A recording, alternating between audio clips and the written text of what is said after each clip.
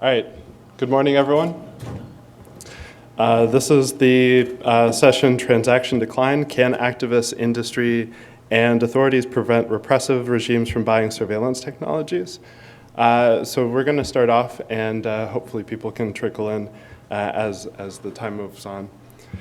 So I'm going to give some introductory remarks, and then we'll have a conversation amongst a panel. This is a very esteemed group of individuals, so I hope you guys are able to take something from it, and please tweet, because really this conversation takes place on Twitter, surprisingly.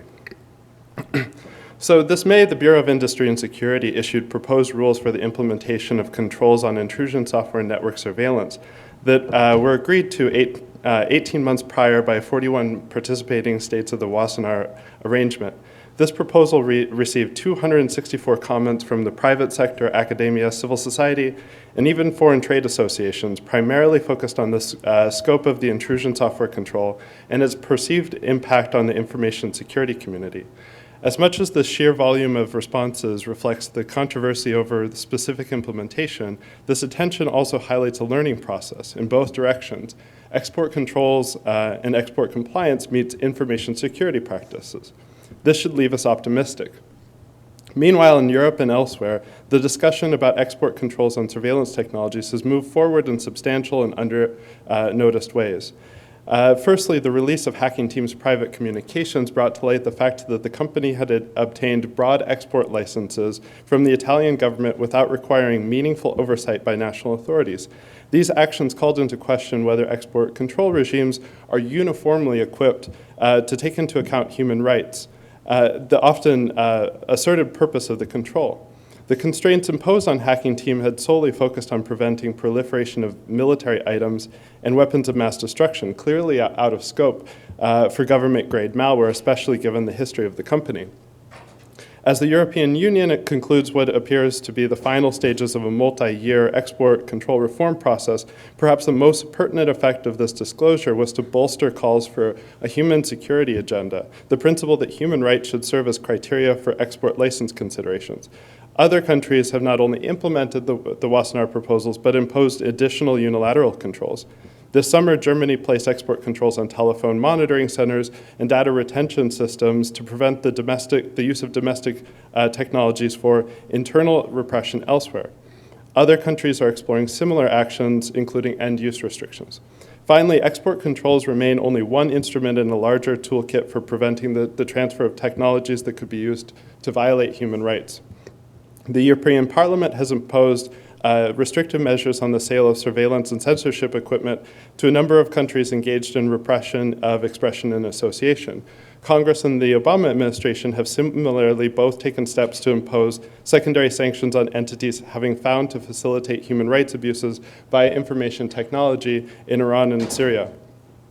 We have heard a great deal about the intrusion software control in the press, social media, and here in DC lately, perhaps quite enough for the moment. While I suspect our panelists might have thoughts on that specific matter, the intention of this panel is to move beyond the immediate issues of that specific proposal and speak to the structural questions of how and why export controls are implemented. My hope today is to look towards the future. With that objective in mind, we have a great opportunity to hear from a diversity in perspectives on export controls on information technologies and even experiences in their implementation. From my left, we have Randy Wheeler, who's the director of the Information Controls Division at the Bureau of Industry and Security at the Department of Commerce. And then next to her, we have Suzanne Nossel, the executive director of the Penn American Center. To my right, we have Tony Paytas, partner at Thompson & Burke. And then last but not least, we have Mailyn Fidler, a Marshall Scholar at Oxford University. And I had asked Randy to start, and we'll just go in order. And then I'll take the privilege of asking the first questions before turning it to the room. With that, can you? Thank you, Collin, for inviting me to participate in the panel. I'd like to say a few words about the proposed export control from the perspective of the regulator. I am with the Department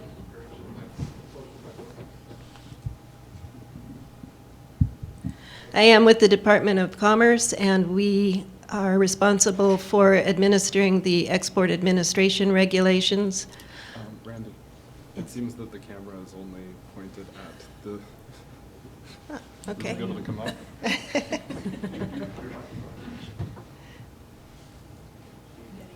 Okay, there we go. Okay, sound and sight, here we go. So I am the director of the Information Technology Controls Division, and within the Office of National Security, we are responsible for export licensing of encryption, communications, and computer items, those that are on categories 4, 5.1, and 5.2 of the Commerce Control List. So from the perspective of the regulatory agency, there are many requirements for imposing new regulations on industry and others. And in particular, we do need to do a very thorough cost-benefit analysis, and therefore must take great care in determining the scope of a control. Now, as Collin said,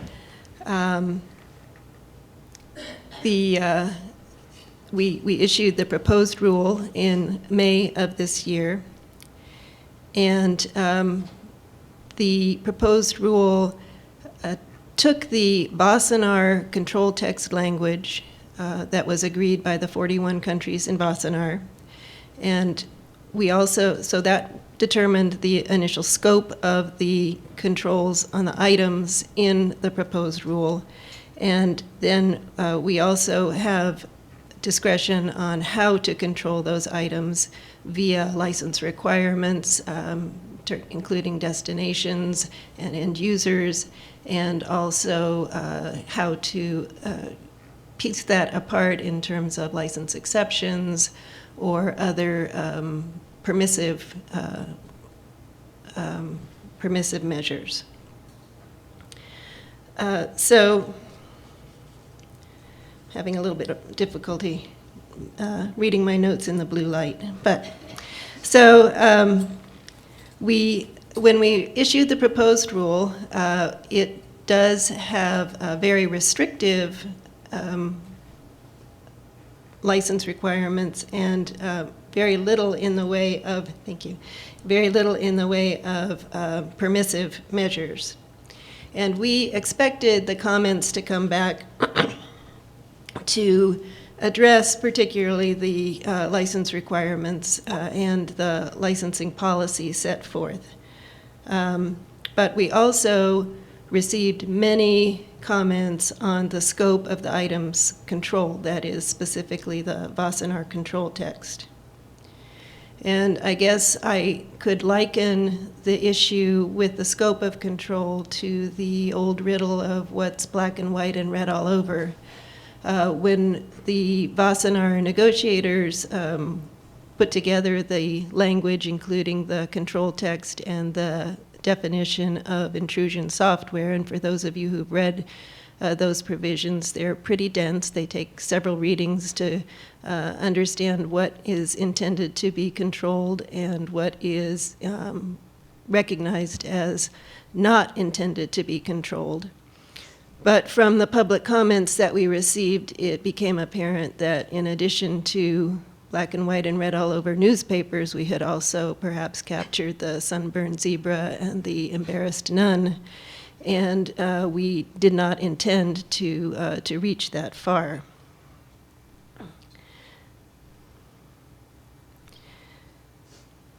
So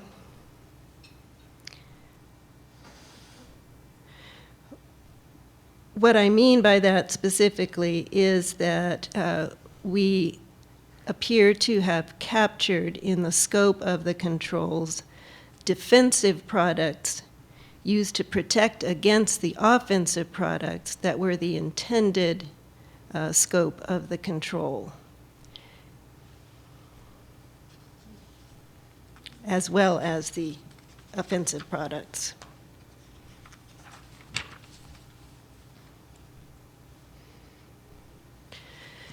In addition to the products, the same issue applies to the technology control. There's a sort of sleeper provision that would control technology for the development of intrusion software. Again, intrusion software is defined separately in the regulation.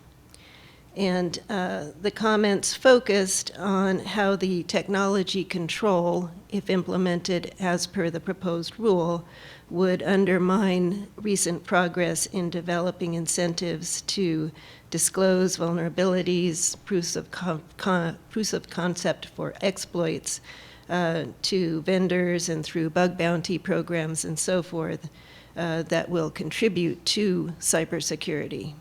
So the gist of most of the comments is that this technology control would do more harm than good to the pursuit of cybersecurity generally. So having published the proposed rule and collected the comments, we are now starting a second process of identifying the issues that were raised in the comments and looking at them more closely. And the first step in this process is to look at the scope of the controls, the scope of the items that are subject to control.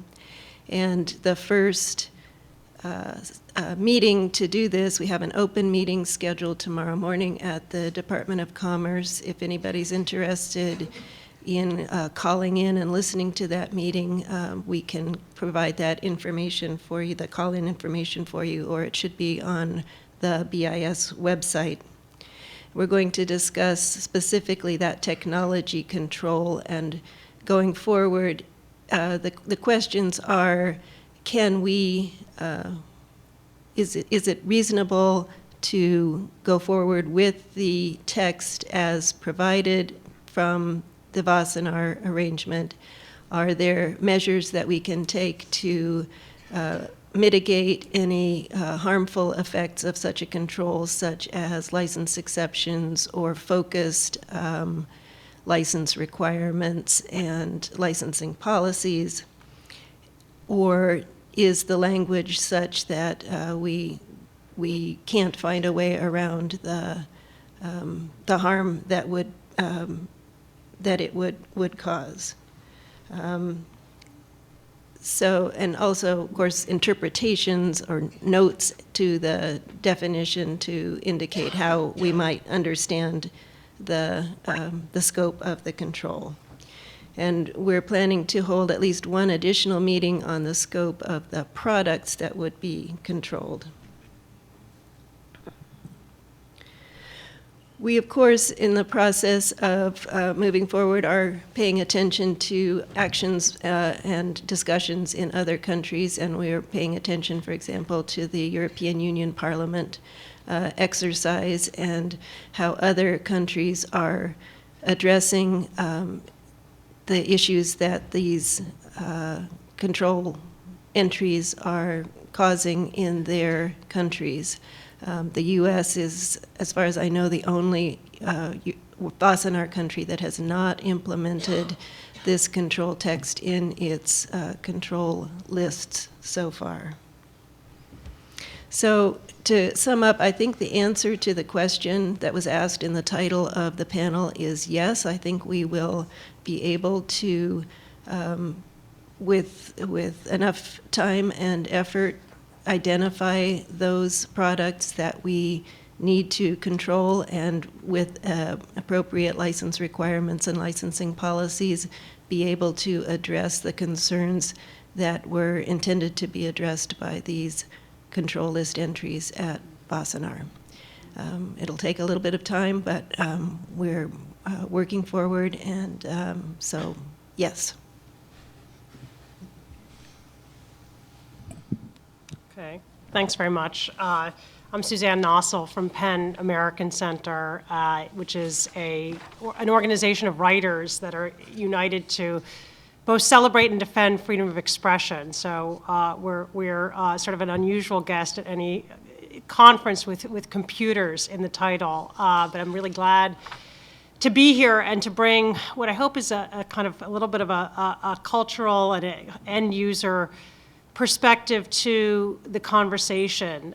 We have over 4,000 writers who are members of PEN here in the US and a network of over 20,000 around the world. And we've become increasingly concerned about the impact of surveillance. I'm going to talk about a study that we did and released earlier this year that looks at how surveillance is impacting free expression and particularly the writings and communications of authors. As the surveillance debate kind of broke open, one of the things we noticed was that there was a paucity of concrete evidence of the harms from surveillance. We all had an intuitive sense that surveillance at the rampant levels that we learned about was damaging and risky for a free society and that could pose threats that we had seen in much more authoritarian and repressive environments historically. But there was little proof of this, and so we decided to take a look at our own community and at authors. And in 2013, we did a survey of 520 American writers and found that 25% of them said they were self-censoring in some way because of revelations of dragnet surveillance. And then we decided to take a look at what the impact was of surveillance globally. So we conducted a survey at the end of last year involving 772 writers from over 50 countries. And when we analyzed the results, we broke them down in terms of countries according to Freedom House's ratings of free, partially free, and not free to see what the differences were. And I'll share some of this, and I hope it provides some underlying context for the rest of the discussion. Want to pay tribute to the late E.L. Doctorow, who spoke at a panel that we conducted on surveillance just as the Snowden revelations were coming out, and he said he thought writers were the canaries in the coal mine when it comes to the impact of surveillance on privacy and free expression for society writ large, because writers rely on expression and communication as the tools of their craft and their identity. They have a special sensitivity to concerns of intrusion and privacy, and we saw that in the surveys that we conducted. We found that the levels of concern about surveillance among writers were even higher than among the population at large. Writers saying they were very concerned about levels of government surveillance in their countries were at 75% in free countries, 84% in partially free, and 80% in not free. So very striking to us was that the levels of concern in free countries were approaching those in not free countries. And so that the kind of intensity of the sense of intrusion in free countries was approaching levels in authoritarian regimes. And I'll give you kind of a few quotes of what writers said in response to this survey. As a final indication of the way the current surveillance crisis affects and haunts us, I should say that I had serious misgivings about whether to write the above and include it in this questionnaire. So people voiced, even in response to our survey, concern that their replies and responses were going to be captured somewhere. Not to sound paranoid, but I hesitated and thought to answer very honestly these questions. Believe it or not, completing this survey made me apprehensive. How sad, living in a democratic country, how did we come to this? What we've learned in the past couple of years and continue to learn, and what I already suspected for many years, has cast a ghostly and intimidating cloak over many personal and professional communications. One of the most striking concerns that we found in this survey was also that the information being collected, people viewed as a risk to them, not just in the immediate term, but in the very long term. So even in countries where today surveillance would not be abused and where there was a level of trust in the government, there was concern that with information stored that it could come back later to haunt them. Stored and analyzed data today that does not have any immediate consequences on the life of a minority language author like me can later become extremely dangerous following a change toward a much more totalitarian government, as one person put it. One of our most focused concerns in carrying out these surveys was really about, not just how worried are people, but are they changing their behavior?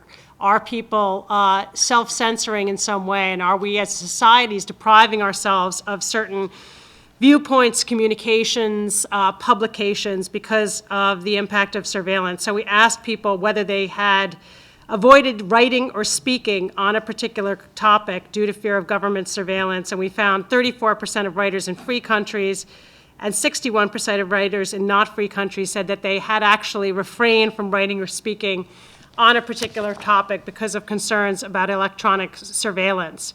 We then asked people about their communications with others, whether by phone or by email, whether they had curtailed their discussion of certain topics because of concerns of electronic surveillance.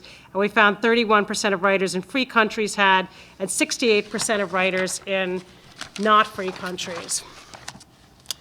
And obviously, our concern there as a free expression organization is over that chilling effect. We called our report global chilling because of the intensity of this effect that we documented in terms of such significant numbers of writers saying that there were actually topics they were afraid to research, people that they didn't want to communicate with, things they didn't want to say. And our underlying concern with that is the impoverishment of discourse that results when so many writers feel constrained and feel that their communications are not their own. We also asked about how these revelations and attitudes were shaping perceptions of the United States. And I think this kind of comes into this question of how the U.S. responds and what controls the U.S. can impose both on itself and its own behavior, because obviously that's equally important and was discussed in the last panel, but also on its role in enabling and transmitting technologies that allow governments to carry out this surveillance. And the writers were pretty harsh about the United States and the damage it had done to its own constitutional values. The USA, one person said, has fundamentally damaged the Western model of human and citizens' rights, turning large parts of the world's population, including the US population, into rightless objects of surveillance and secret intelligence operations. And we found large majorities of writers saying 43% of writers in Eastern Europe and 41% of writers in Asia Pacific saying the U.S.'s credibility had been weakened but could be restored, but 36 and 38% respectively saying U.S. credibility had been significantly damaged for the long term. And one more quote: the unlawful secret intelligence activities of the U.S. and its closest allies strengthens and encourages totalitarian states and despots through its blatant harm to human and citizens' rights. And, you know, I find it very encouraging to see that the administration over the last week has evinced some recognition of the effect that its behavior can have as an example for other states, and now is backing away from their demand for backdoors to circumvent encryption out of recognition that in pursuing that, they were setting a precedent that clearly and manifestly was being followed by other states. So there's at least some hope that what we began to document here in this study has made an impression, along with much other advocacy and the work of other organizations, and that there is some very important rethinking underway. Thank you. That was really helpful. Thank you. Thanks, Collin. Thank you all for coming today, and thanks for inviting me. Our law firm represents high-tech companies, and semiconductor, biotech, but heavily into telecommunications and networking. Our clients, through the Alliance of Network Security and several of the member companies, including Google, Microsoft, and Symantec, provided some of the 1,000 pages of comments that Randy's stuck reading now. And so industry recognizes the sentiments behind the potential controls, but we're concerned about the impact of the controls on telecommunications and information technology businesses. Most of our clients don't provide single-use surveillance equipment. Rather, they provide general telecommunications networking equipment. But they recognize that they've seen this type of equipment used sometimes by bad actors for bad purposes, such as surveillance and censorship. The current controls on this type of equipment right now fall under the encryption controls, also managed out of Randy's division. the encryption products, many of them are exportable now without any license, exportable worldwide without a license. For some of the higher-end telecom products with encryption, a license is required for government end users. The rules have been in place for over a decade. Networking companies understand the licensing requirements. In addition, the Commerce Department does offer bulk licensing for certain classes of government end users. And so, from an industry perspective, we understand these controls and we're comfortable with them. Under the proposed controls, even though the products have encryption in them, they'll be moved out of the encryption section of the regulations. We recognize that only items meeting all of the parts of the test for surveillance items are controlled, but there's still some concern about the controls that are being proposed. Concerns along the lines of clarification, what is meant by some of the terms. In the proposed rule, the Commerce Department has gone a little bit beyond the Wassenaar controls in that there's a control where if I have knowledge that my general purpose networking equipment will be combined with other networking equipment to comprise an IP surveillance system, then I need a license. And so a lot of our companies are asking, I sell to a lot of governments, they're the ones that use this big networking equipment. Do I now know that it's going to be combined? How do I address that? Is this really a de facto control on all telecom equipment? Because if anything's combined, doesn't that make it a surveillance system? Right now, none of our clients have equipment that meets all the criteria.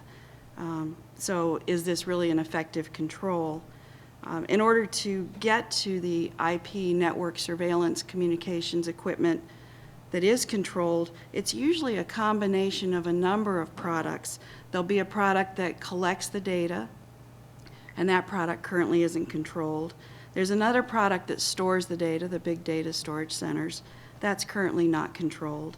And that'll be combined with a separate product that's used to analyze that data, currently also not controlled. So it's a combination of a number of products that take you up to a surveillance system. There's some terms in the requirements that are a little fuzzy, and I know Commerce is looking at these. What's a carrier class IP network? What's a group of people? What's a relational network? Because you have to have mapping as part of the control. And so one of our suggestions is to consider, instead of focusing on the tools and technologies, maybe it's possible to focus and impose sanctions on the bad actors, name them and shame them, that we would need a license to sell to those bad actors once they're named, rather than on the technology and the equipment itself. Thinking back to our keynote speaker today, he talked about duality and how products can be good and bad. His example of the cell phone that is great for communications but can also be used to detonate a bomb. Do we now stop with cell phones? And this networking equipment is similar. It enables communications, but it can be used for bad purposes. And just our export controls the right method of controlling this. Wassenaar membership doesn't include all the countries that produce this. China is noticeably absent from the Wassenaar membership, and those Chinese companies also produce networking equipment that's used by some of these regimes. And then, as Collin pointed out, the Wassenaar members do have some latitude in how they implement these controls, and the hacking team was able to get a license, very broad license, and we were all surprised at that. So again, how they're implemented in each country, it's not uniform, and so our export control is really the best way to address that. Thank you for your time. Thank you. Can you guys hear me in the back okay? Yes? Okay. Hi, I'm Mailyn Fidler. I'm a Marshall Scholar at Oxford University, and I have a background in computer science, but I've crossed over to the other side, so I'll look at this from an international relations perspective today. So at the heart of this issue, we have a global trade in surveillance technologies. And to deal with the global trade effectively, you really need a multilateral solution. So the question I'm going to try to tackle today is, can we get a multilateral approach to work? And the sub-question of that is, I think a lot of people have asked, why did we end up with Wassenaar as the approach in the first place? So I'm going to try to answer those questions. So you have two broad types of multilateral approaches that are your options, your starting points. You have international legal approaches, and you have sort of voluntary collective approaches, and Wassenaar is in the second one. So bottom line is international legal approaches aren't going to be a great approach to this. Let's quickly look at them to understand why. So international legal approaches to controlling surveillance technologies could range from something as simple as having the UN governmental group of experts on cyberspace take a look and issue some statements on it, to something a little bit more stringent, like revising an existing telecommunications treaty, the international telecommunications regulations, the ITRs, or creating a new international treaty. So there's three primary problems with this sort of bucket of approaches. The first is consensus. So it's unlikely that we're going to get political consensus to go down any of these paths. If you take a look at the governmental group of experts, I said that was sort of the easiest one. They've even struggled with their mandate, which is applying existing international law to cyberspace, so it'd be even more difficult with a new issue. If it's that difficult for that path, it's going to be even more difficult for the treaty options. Again, these treaties have become entangled in a lot of internet governance debates. They become very politicized, so again, consensus would be an issue there.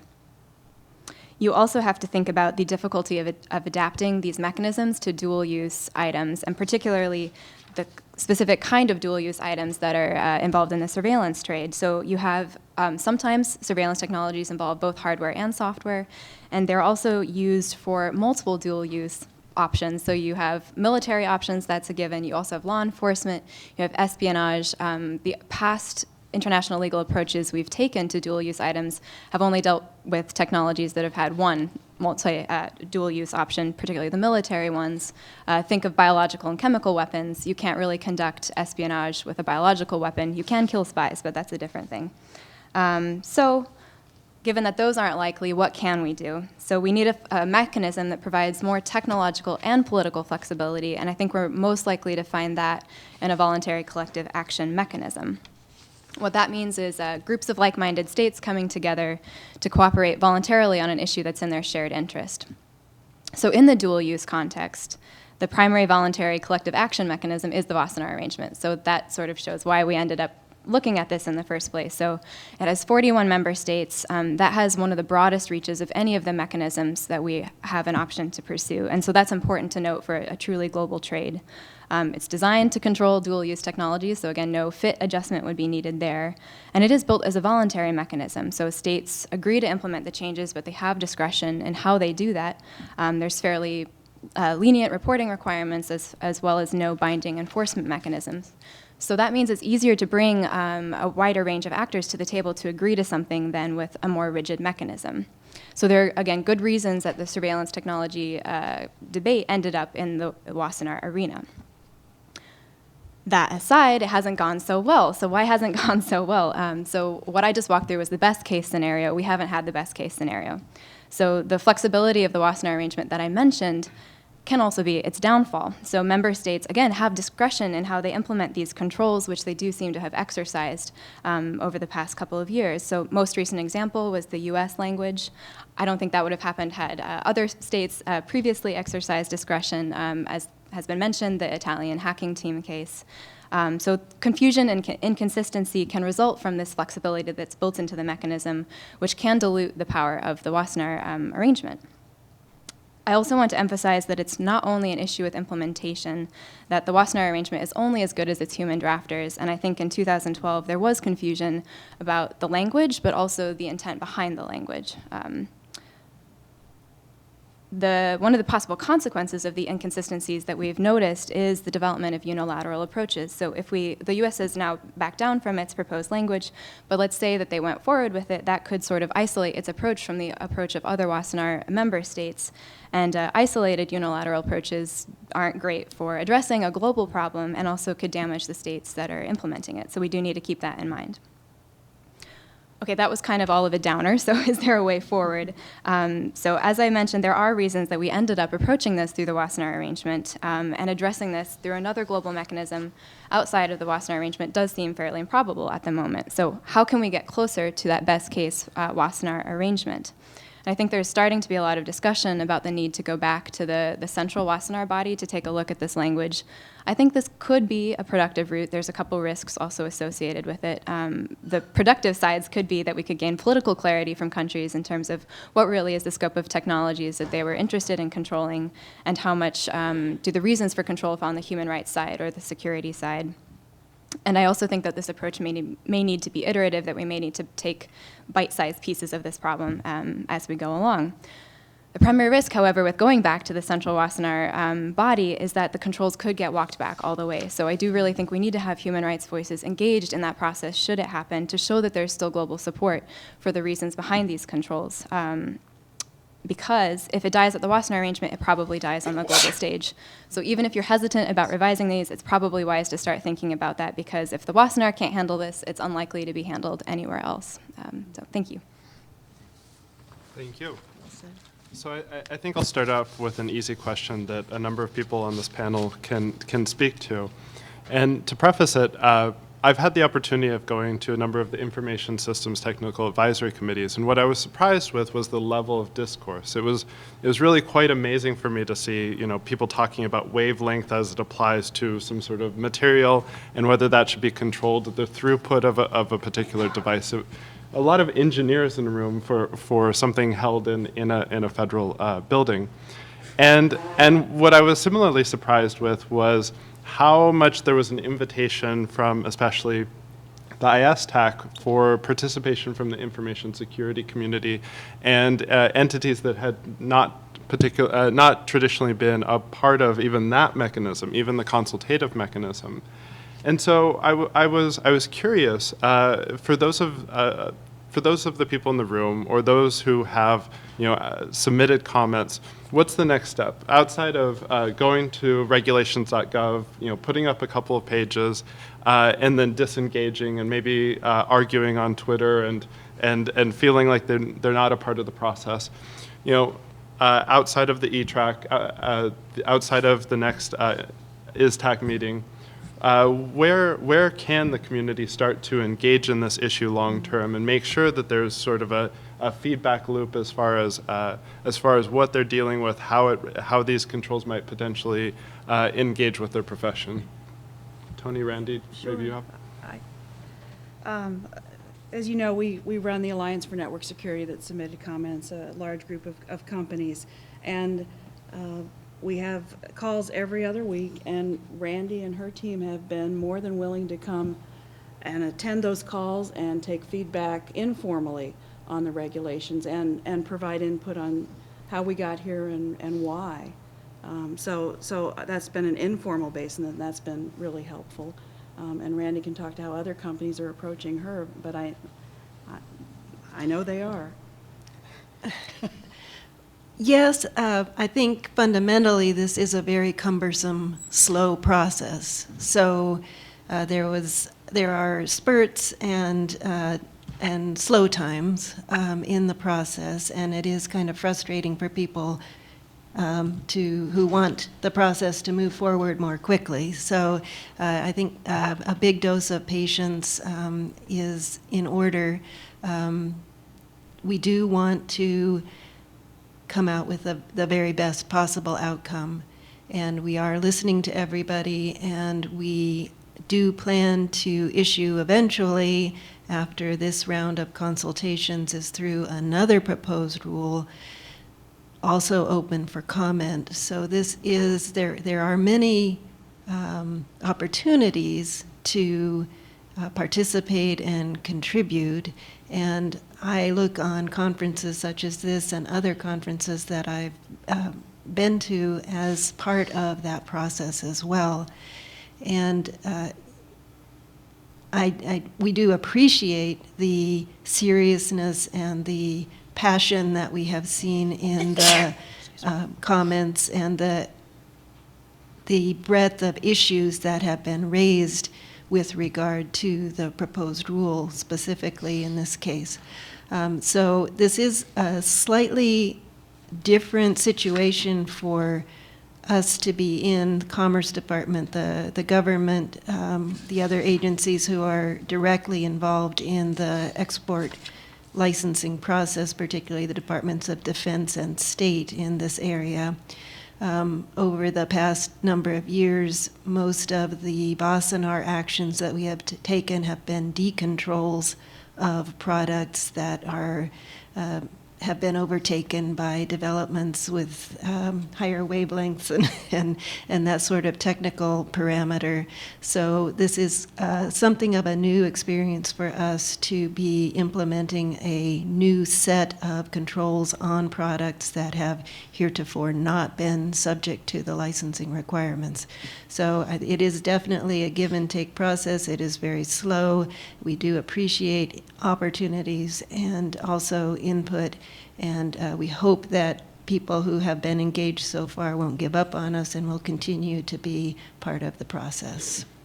If I'm watching the Federal Register, what technical advisory committees should I keep a lookout for participation? The Information Systems TAC? Yes, the Information Systems Technical Advisory Committee will be meeting at the end of October, 28th, 29th of October. We did, for the first time this time for the E-Track meeting tomorrow, put the notice up on our website. There is a process if you want to receive email notifications of new items that are put up on our website. I think that's a possibility. So there are other ways besides reading the Federal Register every day. We do have a couple of other Technical Advisory Committee meetings that are scheduled through the rest of the year. One of them is the Regulations and Procedures Technical Advisory Committee, and there's another meeting of the E-Track in December. We haven't yet scheduled any kind of open discussion there, but we have those open to us if we can identify and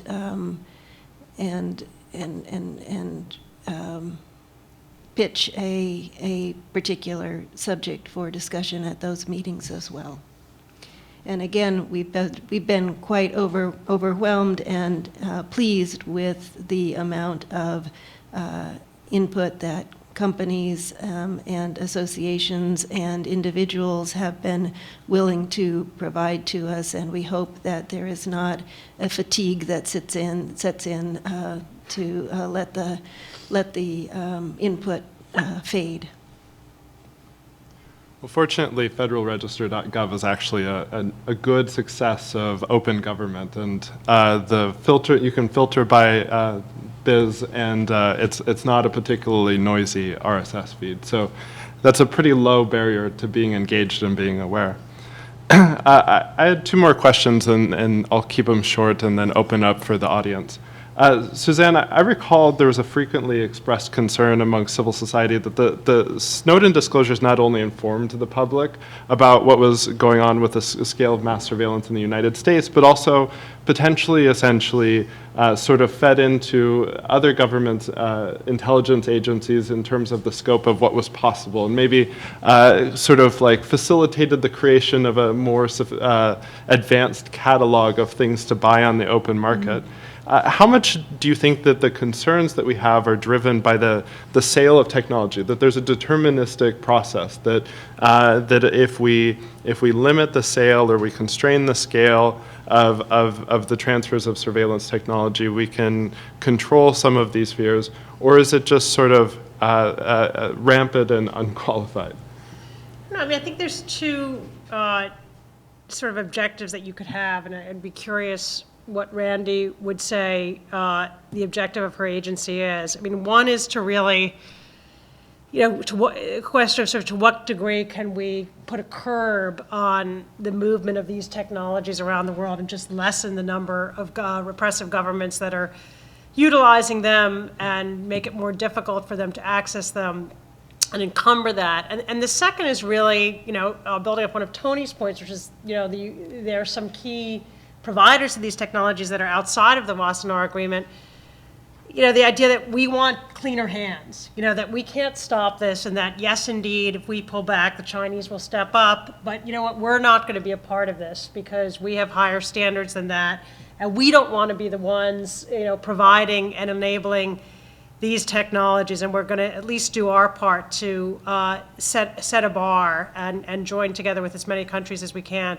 So I think both of those are, potentially valid and important statements to make. They're not mutually exclusive. I think realistically, you can't entirely accomplish number one, but I do think the U.S. is a standard setter. So it was not just sort of here's kind of the art of the possible when it comes to, kind of phantasmagorical surveillance technologies that, turn out to be actually available and in use, but also the idea that the United States is doing this, and that, given that, sort of whatever impulses and deliberations were underway, in ministries of information and national security around the world, to the extent there was any constraint from a sort of human rights standpoint or privacy standpoint, you can imagine that those arguments sort of fell away. So actually, while we have the opportunity, is there questions from the audience? I'll go left to right. Who's left? I think there was, I think the Free News Radio, I think you're here. I didn't see that. So I'm going to preface my comments and questions with the fact that I work as a reporter in Mexico, which is the deadliest country for media workers in this hemisphere by a long stretch. And it's also the largest client of Hacking Team by far. They've bought more than double the amount of software from Hacking Team than Saudi Arabia. So, just an example. It's also becomes sort of a node for other countries in Latin America seeking to gain this kind of technology. In fact, just next week, there's going to be a major conference in Mexico City, the 20th to the 22nd, sponsored by companies like Hacking Team, like Fisher, and it's basically this expo and training. So I have the concrete concerns about what this happens in, what happens with these softwares and platforms in Mexico, but also how the U.S. plays into it. Because, for example, just one session at this conference that's coming up, Facebook, Gmail, Skype, WhatsApp, communication goes unencrypted. Let's get access to encrypted content in minutes, a new approach to the IP investigation beyond the lawful interception without hacking capabilities. So, you, for example, had said, well, we need concrete names. Well, Facebook, Gmail, Skype, WhatsApp, IPS is the company that's selling this technology to be able to decrypt communications on those platforms, and they're doing it in Mexico. So that's one example. Now, would federal regulators be able to somehow regulate or limit a license if a company like Google, Facebook, WhatsApp is interfacing with these platforms sold by these companies like IPS, like Hacking Team? Does that come into play? Also, another question is there a way to, for authorities in the US to see these digital systems in an equivalent light to military hardware? Because there's limitations on military hardware to Mexico if they are used in human rights abuses. And I would say, as far as PEN goes, not only are writers the canary in the coal mine in Mexico, but also social media users. They're really on the front line, and they're totally alone. And just in the interest of not taking up a lot of time, I can give concrete cases, not just circumstantial evidence, of crackdowns on social media users in states that have platforms active, like Fisher, like Hacking Team. So I'm wondering, what can be done from the U.S. to prevent these types of tools from going into, operating basically in places like Mexico, which, is a country that receives a significant amount of military aid from the U.S. Would anyone like to take that first?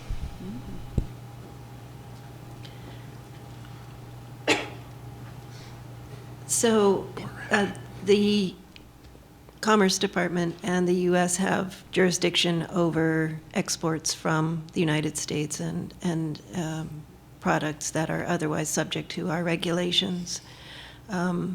And I'm not familiar with the company that you mentioned in the description, or whether it's a U.S. company, but we do have regulations in place to, as Tony pointed out, to control products that involve encryption or decryption. So there, and technology, and can look into it, but I don't have any specific answer to you. But there is a control mechanism in place from the United States for that type of product for national security and foreign policy reasons. Just for clarity, the decryption part is an Italian company, but the platforms that they are offering to decrypt are US based. Gmail, Facebook, Skype, well, Skype's not, but WhatsApp. So, I mean, when there's an interface where there's a platform that has a legitimate communications service, you know, it gives a legitimate communication service, goes to a country that uses technology provided by, for example, an Italian provider, I mean, is there a way to require some sort of license for operating in Mexico when there's knowledge that these companies are installing these systems on these platforms in Mexico? So I think there's possibly two ways of approaching this. I think one would be to find out if these companies are violating the terms of use of these American companies, because if they are, there's a possibility that you could actually go and sue the companies. That would be my instinct. If they are abiding by the terms of use, I don't know that there's much that could be done. So Randy, maybe I could, go ahead. I'm sorry, Collin. So, Randy, I don't know if one of the lists, the entity list or some other list, could be used to add this company IPS to that list, making it a license requirement if we were to want to export to that company. I mean, for human rights violations, is that a possibility of adding people to some of the lists? There is a mechanism, again, in the export realm, not in the services realm, and I'm only speaking from the perspective of our export administration regulations. It doesn't sound like it's that company to whom anybody would be exporting, but Yeah, that's true. so I don't quite see the export control nexus with the situation that you have outlined, but I can think about it some more. So maybe, can we quickly take the two questions that I Yeah. saw, and we can answer them at the same time? Yeah, we have time for about two more. Cool, thank you. There was,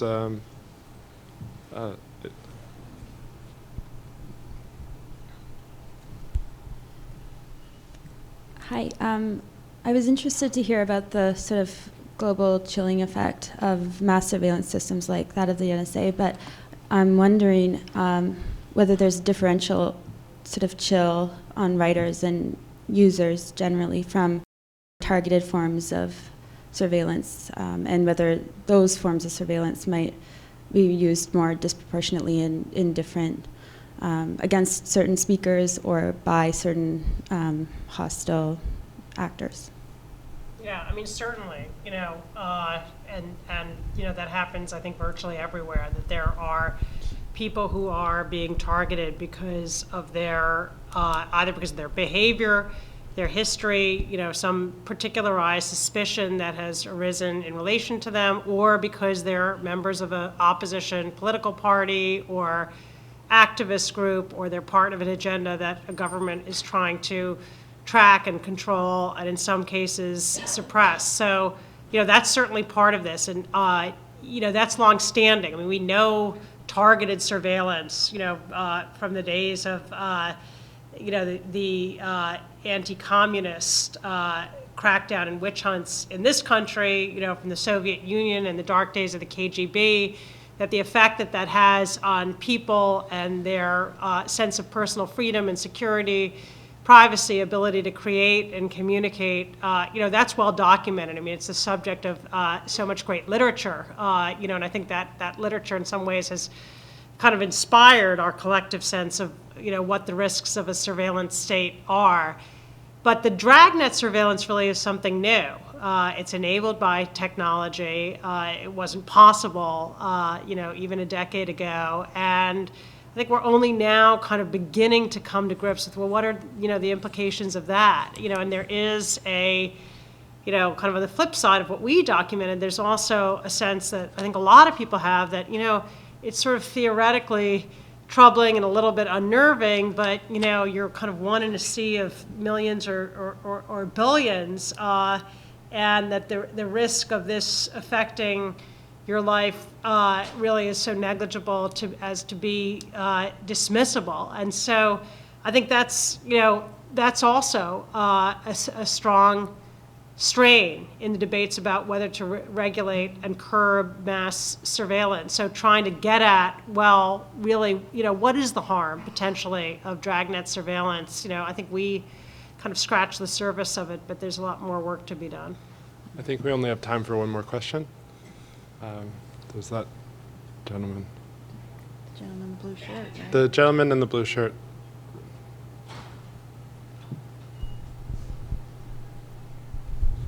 I'm Barry Steiner. The hat I'm wearing at the moment is of Privacy International. So this is more in the form of a shameless plug than a question. If people go to the Privacy International website, you will find that we have a project called Big Brother Incorporated, which is all about this question of companies that sell surveillance and equipment, sell that sort of equipment to repressive nations. I will give you an example: the country of Morocco, so self-censorship is the least of the problems that our partners in Morocco have. The greatest of the problems is being hauled before the Moroccan internal police, interrogated for close to 12 hours, fortunately not arrested, but threatened with arrest, and a feeling that the only way to be safe was to leave the country. So that in the long term, that person would in fact be arrested. So if you go to Privacy International's website, go to Big Brother Incorporated, we maintain there a list, what we think is the largest list of companies that sell surveillance equipment, et cetera, to repressive nations.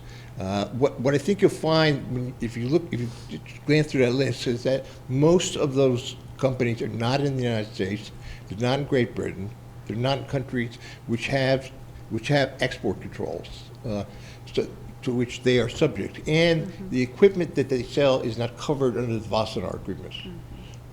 So until nations outside of the Five Eyes nations that have been referenced here before begin to adopt strong export controls that include the kind of equipment, the kind of products that are being sold to Morocco and other similar nations.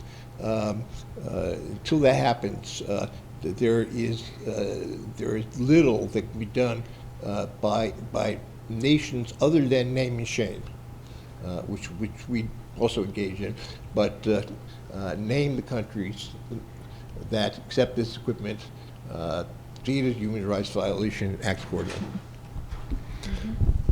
Drew, am I out of time, or can I take one more question? I think we're out of time. So that makes sense. I've done about 4 panels, and each time I feel like I have less time and I feel less satisfied because the scope of this conversation is so increasingly expansive. But I think that reflects the fact that it's also become a lot more sophisticated. And so my colleagues are collectively have some of the greatest insights. So I really welcome you guys to come up afterwards, engage people, get contact information, because you're not going to find very many people who know more about it. Also, one of Tony's colleague wrote a paper which I think is one of the most comprehensive treatments of this issue from a level of expertise that you have to pay a lot of money for otherwise. So consider that free legal guidance and a lot of great insight. Please take it. And with that, thank you, everyone. I appreciate your time, and I hope this is helpful.